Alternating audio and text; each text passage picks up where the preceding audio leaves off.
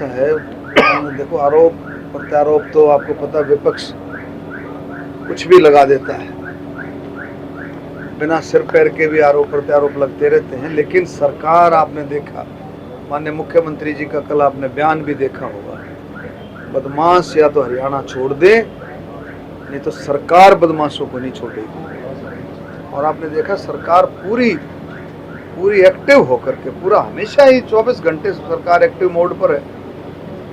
किसी भी तरह से किसी भी क्रिमिनल को बख्शा नहीं जाएगा, चाहे किसके संबंध कहीं भी।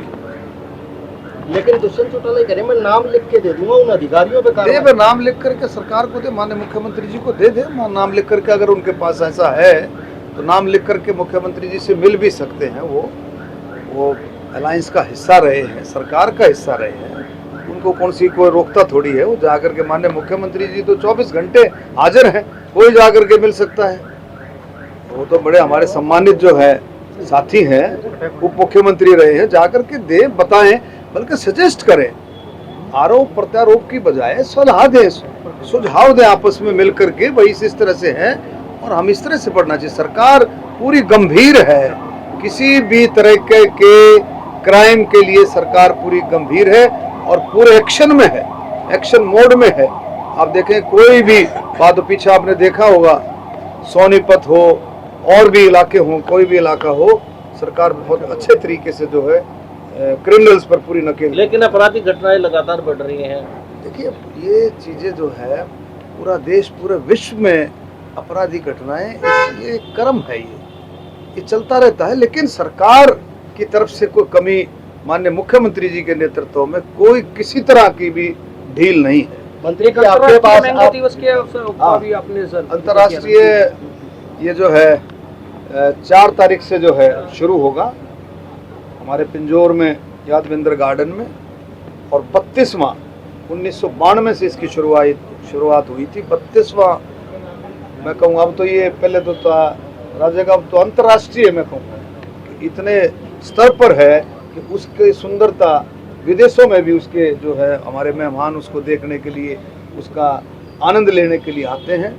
और मैं सभी से अपील करूँगा, आप सबसे, उसमें सांस्कृतिक कार्यक्रम भी रहेंगे, उसमें कई तरह की प्रतियोगिता भी रहेंगी, किसानों की प्रतियोगिता रहेगी और बच्चों की भी कुछ प्रतियोगिताएं रखी जाएंगी।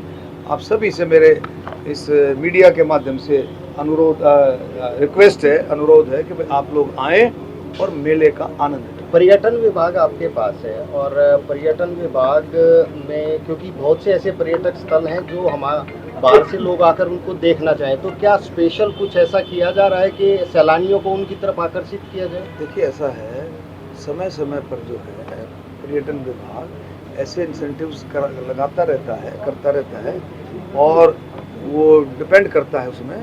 और पूरे पर्यटन विभाग की यही कोशिश रहती है, यही मंशा रहती है कि ज़्यादा से ज़्यादा फुटफॉल हमारे पर्यटन जो स्थलों पर है ज़्यादा से ज़्यादा रहे।